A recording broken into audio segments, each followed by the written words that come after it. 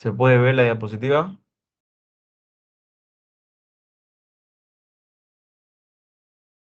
Sí, se puede ver, doctor. Sí, doctor. Ya.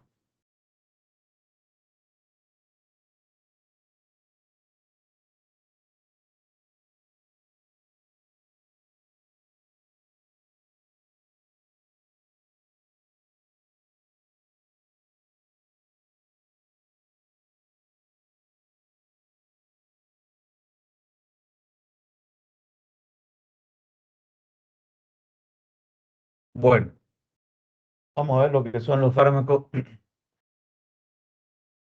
Los fármacos infecciosos, antiinfecciosos y antibióticos como parte del nuevo tema de esta segunda parte.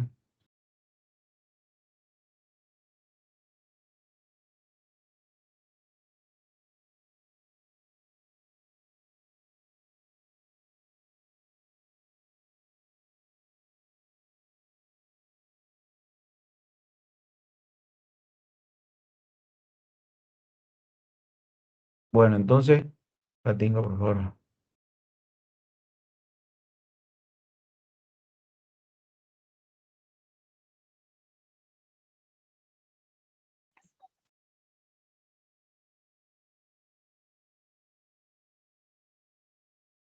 Bueno, ya. Bueno, vamos a ver lo que es la farmacología antiinfecciosa. Vamos a ver los antibióticos y todos los medicamentos que son contra algunas enfermedades más comunes y contra lo que es los gérmenes. Bueno, esto de los gérmenes, para que vamos entendiendo la teoría de los gérmenes, de las enfermedades, que viene ya desde la época de Louis Pasteur, que fue uno de los primeros en la cual, eh, y Roberto Koch, que ellos fueron los que comprendieron los microorganismos de enfermedades específicas. Eso fue uno de los grandes avances del desarrollo en el siglo XX, donde se lograron identificar muchos patógenos microbianos y sus mecanismos que enferman o sus mecanismos patógenos. Y gracias a eso se introduce también lo que es la farmacología y los antibióticos. Y esto se viene gracias a estas personas que fueron los que encontraron, se dieron cuenta de estos antimicrobianos. Bueno, entonces vamos a ver lo que es la farmacología antiinfecciosa. Decimos que son fármacos que se caracterizan por actuar sobre células distintas a las del paciente, a las que se pretende eliminar del organismo. Estos fármacos antiinfecciosos son aquellos utilizados para prevenir o tratar infecciones producidas por microorganismos, bacterias, hongos, parásitos.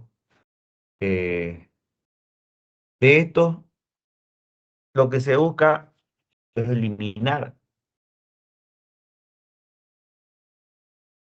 las células infectadas que van a ocasionar estos antimicrobianos, estos microbios, estos microorganismos, como le llamamos. Como su nombre lo dice, son pequeños organismos pequeños.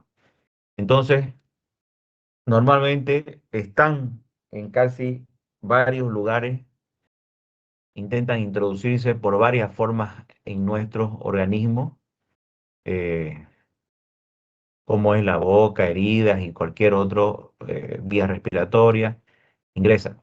Para que vamos entendiendo entonces estos fármacos, perdón, estos microorganismos, habíamos dicho de que son producidas por microorganismos, bacterias, virus, hongos, parásitos, y por lo tanto nosotros lo vamos a clasificar de esa manera porque cuando utilizamos fármacos, utilizamos los bactericidas que los destruimos y los bacteriostáticos que inducimos o inhibimos su crecimiento. Por lo tanto, lo clasificamos los fármacos antiinfecciosos, vamos a clasificarlo en bacteria, virus, hongo, de acuerdo al patógeno. Y de acuerdo a los fármacos, vamos a clasificarlos en antibacterianos, antivirales, antifúngicos y antiparasitarios, de acuerdo al medicamento que vamos a utilizar, de acuerdo a los antibióticos que vamos a utilizar, que engloba todo esto microorganismos. Entonces, para entender un poco, vamos a hablar sobre los antibióticos. Los antibióticos son sustancias que la utilizamos para producir, que la producimos mediante microorganismos o también la sintetizamos bioquímicamente o químicamente para poder producir o inhibir o destruir esos microorganismos que hemos estado viendo, pero sin producir efectos tóxicos en el huésped o no dañamos las células del huésped. En este caso, no solamente son de las personas, también lo utilizamos en animales de igual manera. Entonces, los antibióticos es una sustancia química que vienen o que tienen la capacidad de inhibir el crecimiento o de matar bacterias que pueden ser elaboradas sintéticamente o derivar de microorganismos. Estos van a afectar procesos esenciales en la bacteria sin dañar las células humanas. La clasificación del antibiótico se basa en tres aspectos importantes: clase y espectro del microorganismo que mata. Ustedes han visto dentro de la microbiología la cantidad de bacterias que existen, también la vía bioquímica con la que interfiere y la estructura química del farmacóforo, que viene a ser una, un término introducido para definir la parte química que activa del fármaco que se une al receptor microbiano, ¿no? El farmacóforo, eso lo vamos a ir viendo en algunos aspectos. Bueno, al momento de cuál antibiótico elegir, va en relación a esta misma diapositiva, qué clase y espectro de microorganismos que mata, pero nosotros tenemos que ver varios aspectos.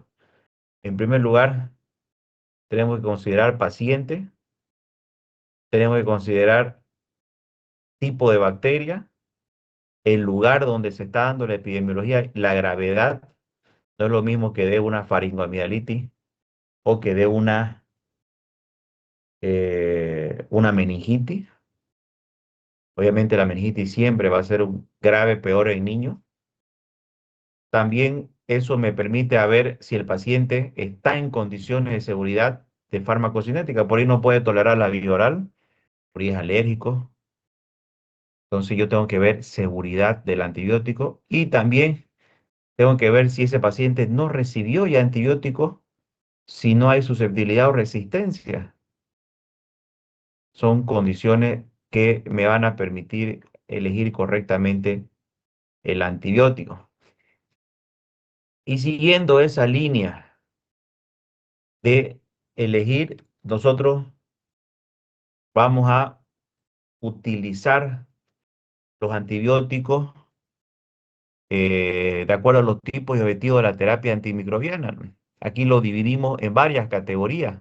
Esta es una forma útil de organizar los tipos y objetivos de la terapia antimicrobiana, que es considerar el horario de progresión de la enfermedad donde se inicia la terapia,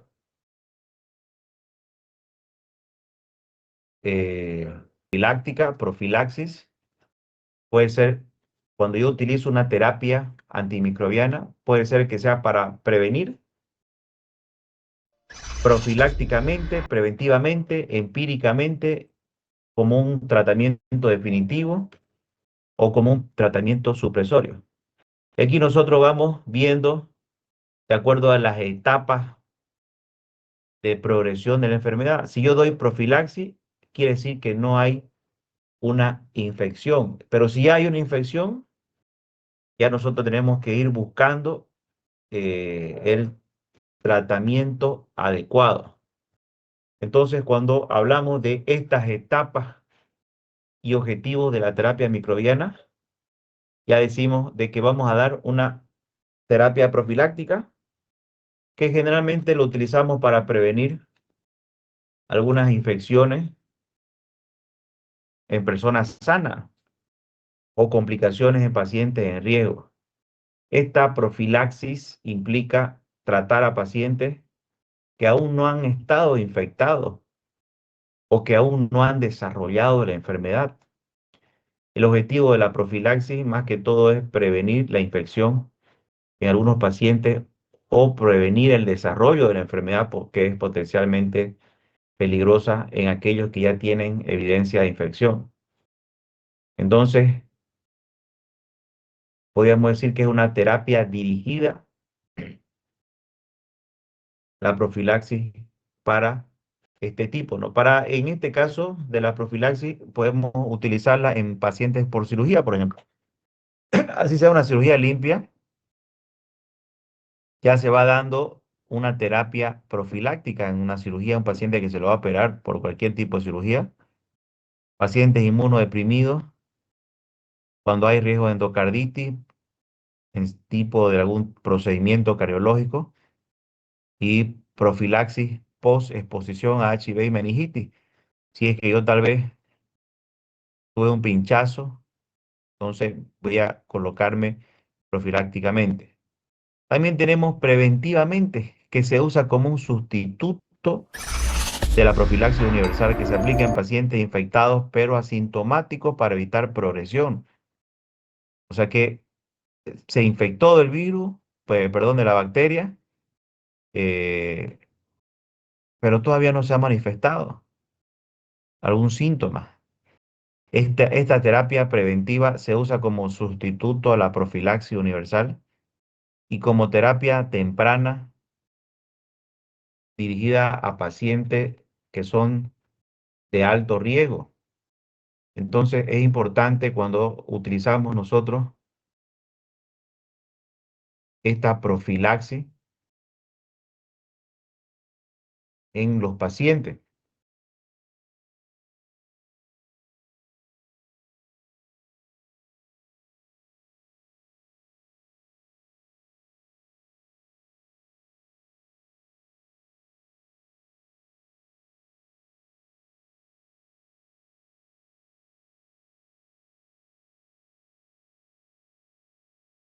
La tengo.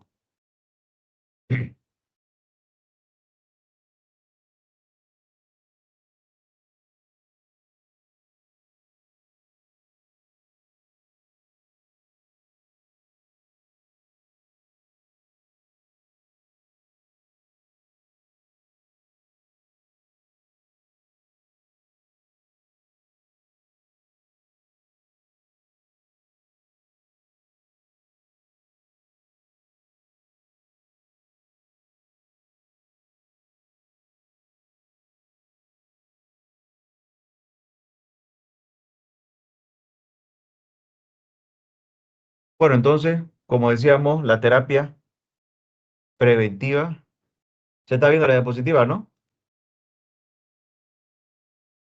Sí, doctor. Ya, está bien, porque que no le entiendo a este team, pero es el que tengo ilimitado. Bueno, entonces, la terapia preventiva, más que todo, se utiliza es cuando habíamos dicho que se usa como un sustituto de la profilaxis universal y como terapia temprana dirigida a pacientes de alto riesgo. que ya tiene una prueba de laboratorio que va a indicar como un asintomático que está infectado. Ahora aquí uno surge la pregunta, ¿debe un paciente sintomático ser tratado inmediato? Eh, o sea, quiere decir que todavía no ha manifestado, pero se sabe que tiene la enfermedad. Ya la acción refleja cuando nosotros decimos de que tiene un, un- una infección, es cuando hay fiebre, nos lo asociamos siempre a fiebre. Por lo tanto, el método para poder definir si verdaderamente el paciente está en una lucha es hacer lo que se llaman los laboratorios o las tinciones. Bueno, y por último, después de esta terapia, nosotros vamos a utilizar, en vez de la terapia preventiva, tenemos la terapia igual empírica. Aquí quiere decir de que en pacientes sintomáticos, antes de conocer el agente causal, ya nosotros sabemos algunos lugares que damos antibióticos sin necesidad de hacer una prueba, un cultivo. Esto se basa más que todo en la clínica y en la epidemiología. Por ejemplo, en la faringoamidalitis estreptocócica, nosotros empíricamente, cuando ya el paciente vemos que hay placas blancas, damos o penicilina o podemos dar amoxicilina o acitromicina. No necesitamos hacer un cultivo. Igual en neumonía, en algunos tipos de infecciones, pero obviamente siempre siendo racional porque puede haber resistencia o toxicidad, ¿no? Generalmente se prefiere la terapia, eh, la monoterapia que se llama iniciar con un antibiótico y no con dos. Ahora tenemos igual la terapia definitiva antimicrobiana en la cual ya hemos identificado con un patógeno, con un cultivo, perdón, por ejemplo, una infección urinaria, que podemos iniciar, muchas veces se inicia directamente con el antibiótico empírico y le pedimos un cultivo. Una vez que el cultivo salga, si el antibiótico era efectivo, entonces podemos continuar con el mismo antibiótico. Pero si vemos de que tal vez el paciente aún persiste, nosotros hacemos un cultivo de orina y general eso tarda 3 días. Ya al tercer día, ya sea una meningitis o ya sea cualquier infección, hacemos un cultivo porque ya tenemos el patógeno identificado y el antibiograma nos va a decir a qué tipo de antibiótico es sensible. Puede ser que ya al antibiótico que le hemos dado sea sensible, entonces continuamos, o puede ser de que sea resistente, rotamos o cambiamos. Igual aquí, de preferencia, se utiliza monoterapia dirigida, dosis y tiempos mínimos eficaces porque puede haber resistencia. Y por último, ya tenemos el tipo de terapia antimicrobiana supresiva, que aquí se da en pacientes a dosis larga, prolongada y a dosis baja, cuando hay infecciones controladas pero no erradicadas, por ejemplo, en pacientes por VIH o trasplantes. Esos pacientes, el paciente con VIH sabemos que no lo vamos a curar, pero le damos dosis prolongadas prácticamente toda la vida para controlar la enfermedad. Los pacientes con VIH llamados, también le llamamos pacientes PBS. Estos pacientes normalmente van, eh, los centros de salud les cubre gratuitamente los tratamientos y esos tratamientos lo tienen que tomar de por vida, ¿no? El gobierno cubre el tratamiento para pacientes, para personas viviendo con VIH y SIDA, significa PBS. Así nosotros normalmente lo tomamos pacientes PBBS, no decimos pacientes con VIH, personas viviendo con VIH-Sida, significa, o personas viviendo con el virus del VIH, del SIDA. O sea, no es que tenga ya SIDA, no sabemos que la SIDA es manifestación de la enfermedad, pero ya va a tener el paciente y de por vida va a tener que tomar, o también un paciente trasplantado, también se puede utilizar como tratamiento supresivo. ¿Por qué es importante no dar directamente medicamentos en dosis, medicamentos de amplio espectro, como le llamamos, o dos tipos de antibióticos? Porque hay gran probabilidad de la resistencia antimicrobiana. Nosotros los médicos somos, así como los patógenos, así como ha evolucionado los antibióticos, también los patógenos evolucionan y desarrollan resistencia, que de hecho eso es lo que se llama la guerra química.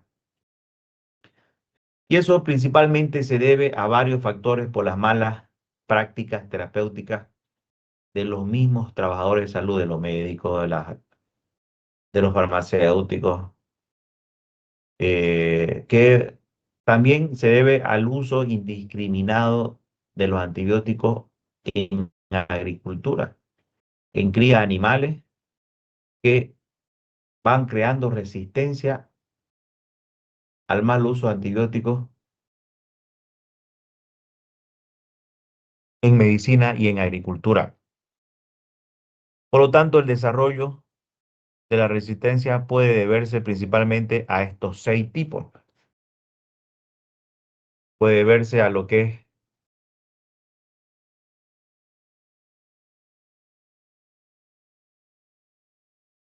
puede deberse a lo que es entrada reducida del fármaco. Esto se da porque hay pequeñas moléculas polares que los mismos antibióticos ingresan a través de la célula, a través de canales llamados porinas.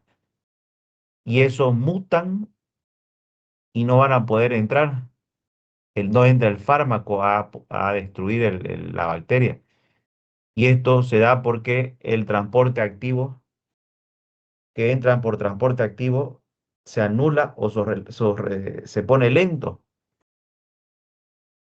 Después tenemos el llamado el eflujo aumentado. Este eflujo aumentado se da principalmente porque hay una bomba, hay un aumento de la expulsión del antibiótico por unas bombas de eflujo que expulsan el antibiótico. Luego tenemos la destrucción enzimática. Algunas bacterias producen eh, lo que se llama la beta-lactamasa o la enzima modificadora. Y hay algún otro tipo de antibiótico que por nada más que la beta-lactamasa, resistente a la beta-lactamasa, decimos tenemos que dar dos tipos de antibióticos para que esta enzima que modifica o destruye el antibiótico la anulemos. Luego tenemos igual lo que es la alteración del blanco. En este caso, la alteración del blanco,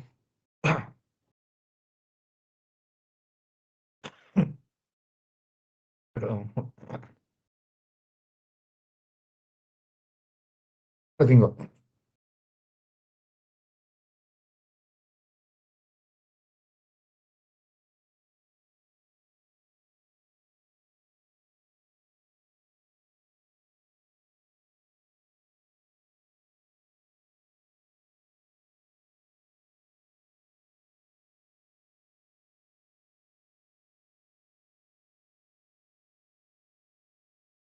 Bueno, entonces decía de que tenemos la alteración en blanco, del blanco. Esto se da como consecuencia a las mutaciones o al cambio de una proteína blanco de un antimicrobiano. Este cambio conduce a una menor afinidad del fármaco por su blanco o un profármaco de la enzima que activa. Mutan, en otras palabras, la proteína y esto no hay mucha afinidad. Luego tenemos las vías metabólicas alternativas. Estas vías metabólicas evitan la acción del antibiótico. Y por último, tenemos también la incorporación de genes de resistencia, que ya son mecanismos de resistencia nuevos, en las cuales van mutando igual, mutan las bacterias y cada vez hay más resistencia por este mecanismo. Bueno, a lo largo de la historia, desde que Alexander Fleming descubre la penicilina hasta nuestras épocas que se han creado, se siguen creando antibióticos, pero se tiene el miedo de las bacterias súper resistentes, porque a lo largo de la historia, fíjense cuántos antibióticos van a estudiar ustedes en este tema, por lo menos estimo unos 40 por lo menos van a estudiar. Eh, y a lo largo de la historia, cuando se empezó a crear o se encontró la penicilina y otros más o menos antibióticos, ha sido grande el avance de los fármacos. Bueno, ¿cómo lo vamos a clasificar los antimicrobianos, antibióticos? Perdón, los antibióticos. Vamos a clasificarlos, en primer lugar, según su espectro de acción. Tenemos antibióticos de amplio espectro, como por ejemplo aquí tenemos de amplio espectro como el meropenem. Tenemos de espectro reducido, de espectro intermedio, antibióticos de bacterias atípicas. De acuerdo al espectro reducido, solamente son antibióticos que para solo un grupo de antibióticos limitado, o sea, nosotros generalmente iniciamos con este antibiótico. Y es por un agente causal conocido, por ejemplo, la penicilina. La penicilina para los estreptococos, sífilis o la faringoamidalitis estreptocócica es ideal. Eh, Luego tenemos los macrólidos, la eritromicina, que se da en casos de resistencia o alergia a las penicilinas. La vancomicina, que aunque es un medicamento para bacterias resistentes, gram positivo resistente, multiresistente, de igual es para un grupo, no actúan sobre varias bacterias. Luego tenemos los espectros intermedios, que actúan, aquí vamos a hablar mucho sobre las bacterias gram negativas y gram positivas. Lo que ustedes veían en lo que es bacterias en microbiología, habíamos, si se recuerdan, más que todo la bacteria gram positiva se debe al color azul o morado con la tinción de Gram, ¿no? Y poseen una pared generalmente celular gruesa de péptido glicano, que vamos a ver que algunos antibióticos actúan en el péptido glicano, lo que permite retener el colorante. En cambio, las bacterias gram negativas se tiñen de color rosa o rojo generalmente. Tienen una capa de péptido glicano más delgada y una membrana externa adicional. Así se las dividió a las bacterias de acuerdo a la tinción de Gram. Igual los antibióticos se los divide de acuerdo a dónde van a tener cobertura. Entonces, estos de espectro intermedio son útiles generalmente en bacterias gram positivas y gram negativas. Eh, En cambio, aquí en este ejemplo tenemos, por ejemplo, las aminopenicilinas, como la amoxicilina, ampicilina ya de muy poco uso. Tienen principalmente gran positivo, pero poca cobertura gran negativo. Como segunda terapia después de la penicilina, nosotros en faringoamigdalitis estreptocócica, neumonía, damos amoxicilina. También tenemos las cefalosporinas de primera generación, que se usan en gran positivo, gran negativo, como la cefalexina, cefuroxima, algunas tetraciclinas, como la doxiciclina. De igual manera, la tetraciclina, que ya no se la utiliza mucho. Tenemos los espectros amplios o de amplio espectro. Esto, a diferencia de los otros, actúa sobre varias bacterias, ya sean gran positiva, gran negativa e incluso algunas anaerobias o atípicas o no comunes, si lo vemos así, ¿no? Ya aquí entra en el grupo de las cefalosporinas de tercera y cuarta generación, como la ceftriaxona, muy utilizado, y el cefepima, dentro de gran positivo, meningitis e infecciones severas. Tenemos los carbapenem con su fármaco, los meropenem y imipenem, que son de amplio espectro igual. Eh, la fluoroquinolona, como la ciprofloxacina, que ya ha demostrado tener bastante resistencia a la mayoría, pero se sigue utilizando igual. Levofloxacina igual se sigue utilizando, más que todo en parte. La ciprofloxacina se utiliza más que todo en herida o gastroenteritis. En cambio, la levofloxacina más que todo se usa en problemas pulmonares. De igual manera, el cloranfenicol no se utiliza mucho actualmente, casi nada, por la gran toxicidad que tiene. Y tenemos los antibióticos con bacterias atípicas o específicas. O sea que nos sale el cultivo o la tinción, un tipo de bacteria y nosotros directamente aplicamos el antibiótico por la bacteria, porque son generalmente eh, bacterias no comunes, si lo vemos así, como el microplasma, clamidia, legionela. Y aquí se utilizan los macrólidos, quinolonas, los anaerobias, el metronidazol, que puede servir para tricomoniasis, o sea, algunas enfermedades. La pseudomonas originosa, que generalmente está presente en todos los hospitales en su forma resistente. Aquí se utiliza el meropenem generalmente o la ceftazidima. Cuando hay bastante resistencia, la- los medicamentos, nosotros utilizamos igual algunos antibióticos llamados MRS, MRSA, que son principalmente estafilococos aureus resistentes a meticilina. Y aquí en este caso, antibióticos específicos como la vancomicina o linezolid, que ya son antibióticos de última generación. Bueno, entonces, después de esa clasificación que nosotros hacemos, también la vamos a clasificar de acuerdo a su espectro antimicrobiano. De acuerdo a su espectro antimicrobiano, pueden ser bactericidas o pueden ser bacteriostáticos.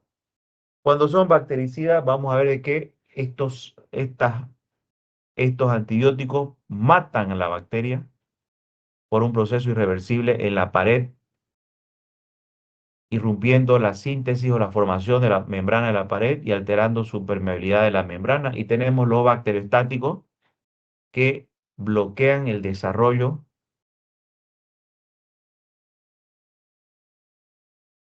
y evitan que se multipliquen las bacterias, pero no las matan. No ayudan para que no se repliquen y de esa manera van suprimiendo la síntesis proteica y van evitando que se sigan multiplicando las bacterias. Para eso nosotros lo vamos a clasificar también de acuerdo al mecanismo de acción. Hay medicamentos que actúan en la síntesis de la pared. Hay medicamentos que actúan en la síntesis proteica bacteriana, en los ácidos nucleicos, en la membrana celular y en el metabolismo bacteriano. Cuando hablamos de la pared celular, aquí estos grupos de medicamentos van a evitar que forme una pared de peptidoglicano, que vamos a ver más adelante una estructura de una bacteria, lo que provoca su muerte directamente. Generalmente son las que actúan a nivel gram positivo, que son las dirigidas o de amplio espectro. Tenemos varios grupos, como las penicilinas, como la amoxicilina, penicilina, algunas cefalexinas, algunas carbapenem. Y tenemos también los que inhiben la síntesis proteica bacteriana, o sea que van a bloquear en su formación de la síntesis bacteriana, interfieren en la producción de proteínas esenciales como la 50S o la 30S. Y aquí tenemos fármacos como la gentamicina, micacina, doxiciclina, cloranfenicol. Tenemos los fármacos que actúan como inhibidores de la síntesis de ácidos nucleicos. Estos van a alterar el ADN y ARN bacteriano, igual evitando que se repliquen. Algunos son muy útiles también, aparte de las bacterias normales comunes, a bacterias anaerobias y micobacterias, ¿no? En especial de este grupo entra el metronidazol, la rifampicina. Los que inhiben la membrana celular, que se desorganizan en la membrana bacteriana, van a provocar pérdida de la pared o de la muerte celular, porque tienen una membrana, la polimixina, medicamento nuevo. Los inhibidores del metabolismo bacteriano son fármacos que inhiben la hidroperoata sintetasa. Estos van a interferir en la síntesis del ácido fólico. A este grupo principalmente tenemos el trimestoprim más sulfamethoxazol, o conocido como cotrimoxazol, con su sigla TMP-SMX, es trimestoprim más sulfamethoxazol. Esto se da generar juntos, no se da separado, se potencian. Bueno, entonces, ¿qué es lo que sucede con la clasificación de los antibióticos? Eh,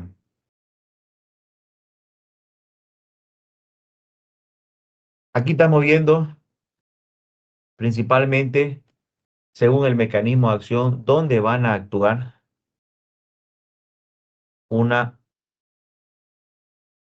un antibiótico. Habíamos hablado bastante de que los antibióticos van a actuar en la formación de cualquier parte de la bacteria. Tenemos, por ejemplo,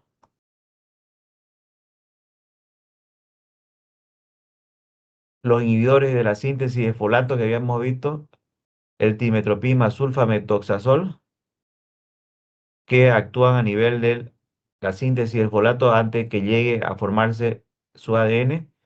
Inhibidores de ARN polimerasa que evita que el ADN cambie a ARN. Tenemos los más comunes, los llamados bactericidas, inhibidores de la síntesis de la pared, esta pared que tiene la bacteria. Estos medicamentos como la amoxicilina, como algunas cefalosporinas, penicilina, van a evitar que se forme esta pared, matándola. Los inhibidores de la membrana y los inhibidores de la síntesis proteica 30 y 50S que la vamos a ver, que evitan que se forme estas proteínas de transformación. Bueno, también nosotros tenemos que hablar del uso racional del antibiótico. El uso racional,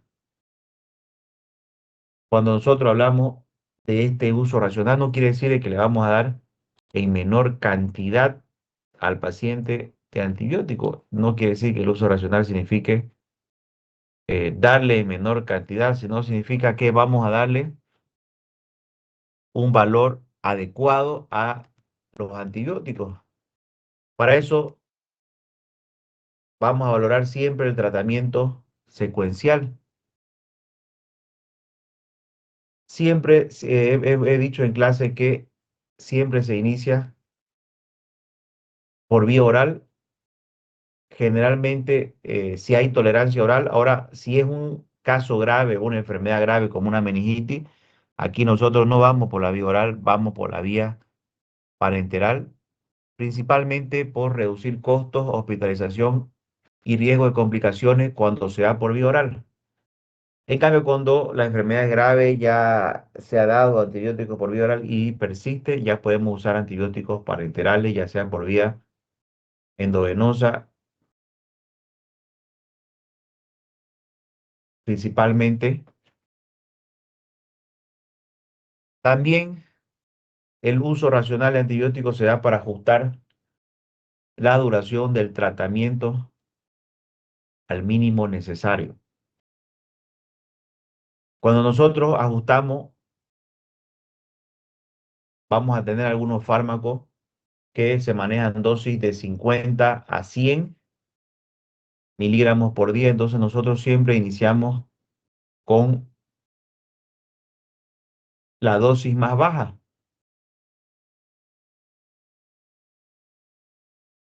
El objetivo de esto es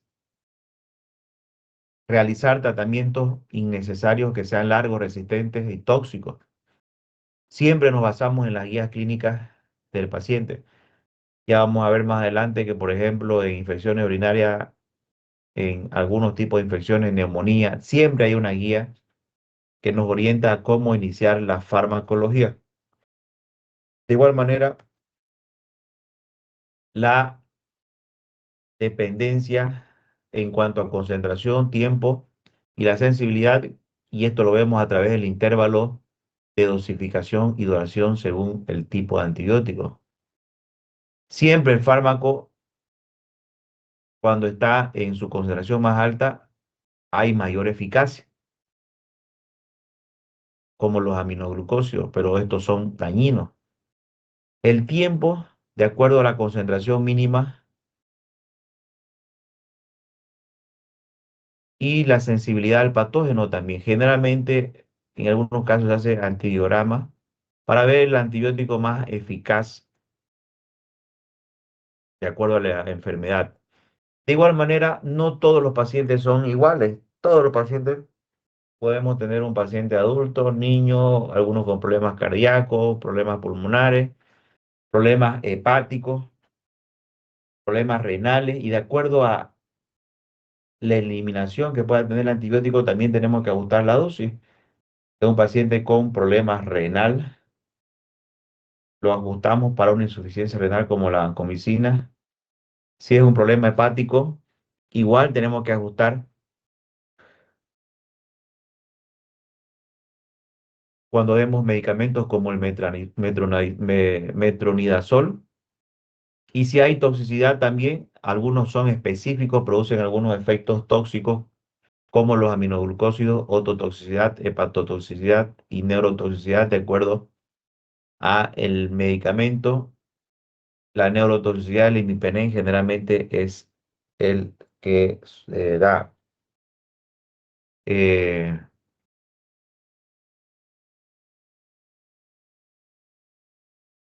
bueno, entonces, ya viendo de ese punto de línea general de los antibióticos, vamos a empezar a hablar de los antibióticos que inhiben la síntesis de la pared celular. Estos antibióticos bactericidas o que destruyen la pared celular, tenemos como ejemplo los antibióticos beta-lactámicos, glucopéptido, fosfomicina y bacitracina. Y aquí ya vamos a ir viendo del grupo, tenemos el grupo de los penicilina y cefalosporina, otros antibióticos vamos a ver que son, que inhiben la pared celular, y le vamos a agregar algunos casos inhibidores de la beta-lactamasa. Bueno, estos fármacos se caracterizan por bloquear la síntesis de la pared celular, actúan prácticamente a nivel de la pared celular y eso es importante entenderlo porque ejercen su acción bacteriana inhibiendo la correcta formación de la pared celular, lo que finalmente deriva en una lisis celular.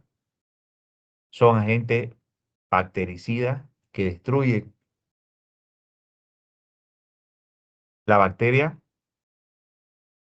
Eh, Estos antibióticos entran, habíamos hablado de las penicilinas, cefalosporinas, carbapenem, se caracterizan por tener una estructura de un anillo lactama beta y su mecanismo es inhibir la síntesis del péptidoglicano, que lo vamos a ver enseguida. Bueno, entonces aquí podemos ver el mecanismo de acción de que lo que van a hacer es inhibir la síntesis del péptidoglicano. Se puede ver el péptidoglicano aquí con esta en llamada.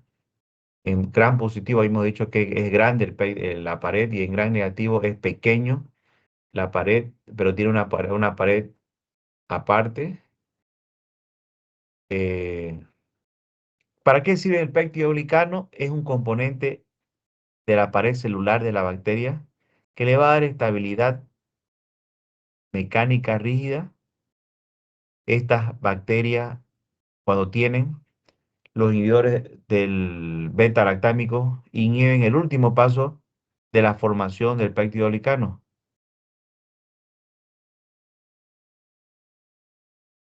Por lo tanto, fíjense la pared cómo es de gruesa en una gran positiva y una gran negativa más delgada. Las membranas por dentro y las membranas por fuera.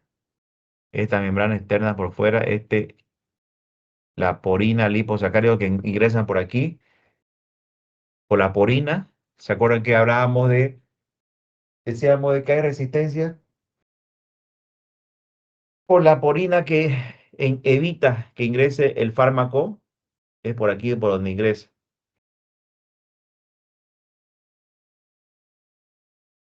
Ya, la verdad que esto de la clase virtual a mí mucho no me gusta, hasta sueño me da.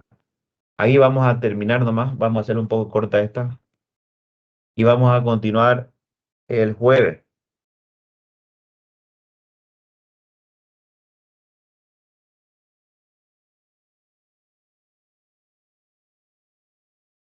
Nos vemos el día jueves.